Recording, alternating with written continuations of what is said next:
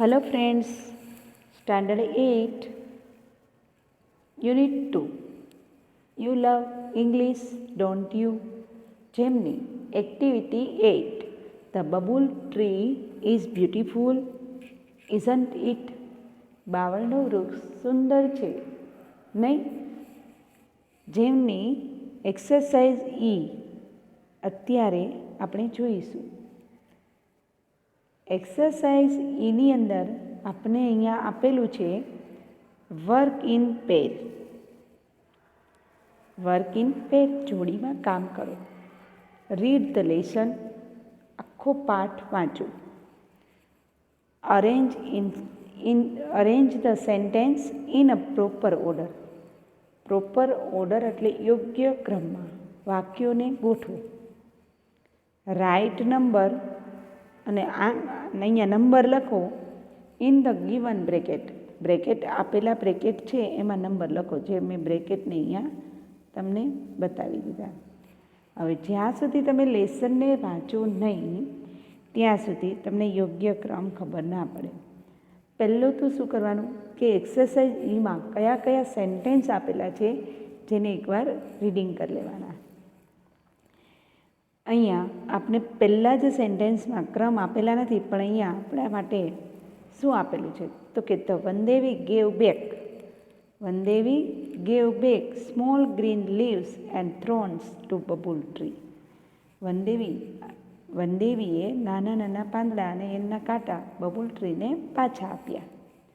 Next morning the babul tree had broad smooth green leaves and no thorns. બીજી સવારે બાવળના વૃક્ષ પાસે સુવાળા લીલા પાંદડા અને પહોળા હતા અને કાંટા ન હતા. The leaves of babul tree change into sparkle glass leaves. બાવળના પાંદડા ચમકતા કાચના પાંદડામાં થઈ ગયા. One day the babul tree looked at the leaves of other tree. એક દિવસ બાવળના ઝાડે બીજા ઝાડના પાંદડાઓ તરફ જોયું. The people run away happily with all golden leaves. લોકો બધા સોનેરી પાંદડાની સાથે ખુશી ખુશી ભાગી ગયા.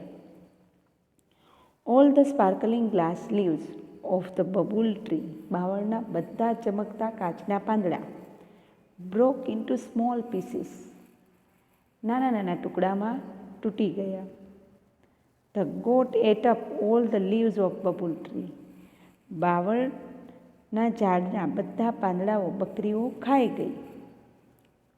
The babul tree stood happily in its evergreen dress. બબુલનું એટલે કે બાવળનું ઝાડ એનો હંમેશ માટેનો એવરગ્રીન ડ્રેસ છે તે પહેરીને આનંદથી ઊભું રહ્યું. Vandevi appear before the babul tree. Vandevi appear before the babul tree. બાવળના વૃક્ષની સામે વનદેવી દેખાયા. ત્યાર પછી the leaves of babul tree change into shining golden leaves. અને બાવળના પાંદડાઓ ચમકતા સોનેરી પાંદડામાં ફરી ગયા.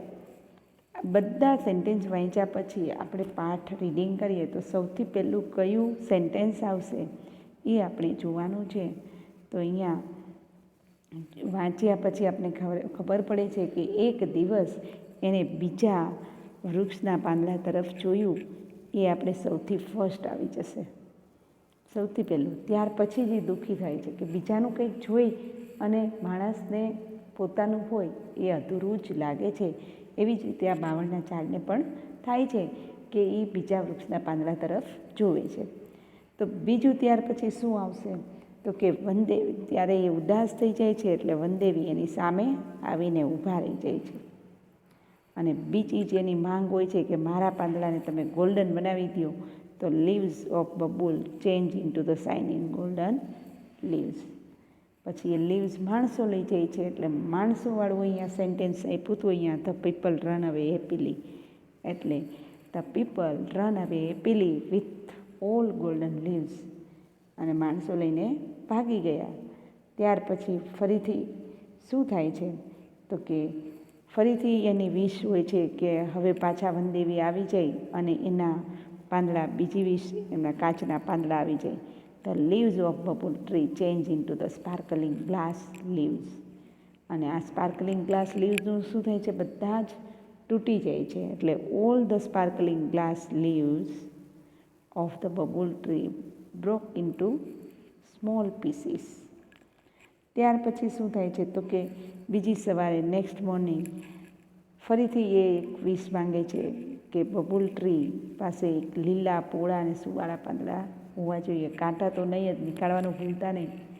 Next morning the babul tree had a broad and smooth green leaves and no thorns. તો એ 7 નંબરમાં આવશે.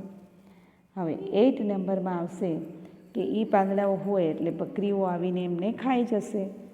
The goat ate up all the leaves of babul tree. એટલે 8 નંબર ત્યાં આપીશું.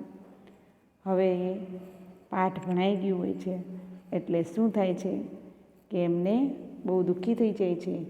એટલે ફરીથી એ વનદેવીને કહે છે કે મને મારા પાછા પાંદડા આપો. અને વનદેવી એના પાંદડાને પાછા આપે છે. જે અહીંયા આપ્યું છે તો Vandevi gave back small green leaves and thorn to babul tree. અને એના પછી આપ્યું છે છેલ્લે 10 નંબરમાં the babul tree stood happily in its evergreen trace.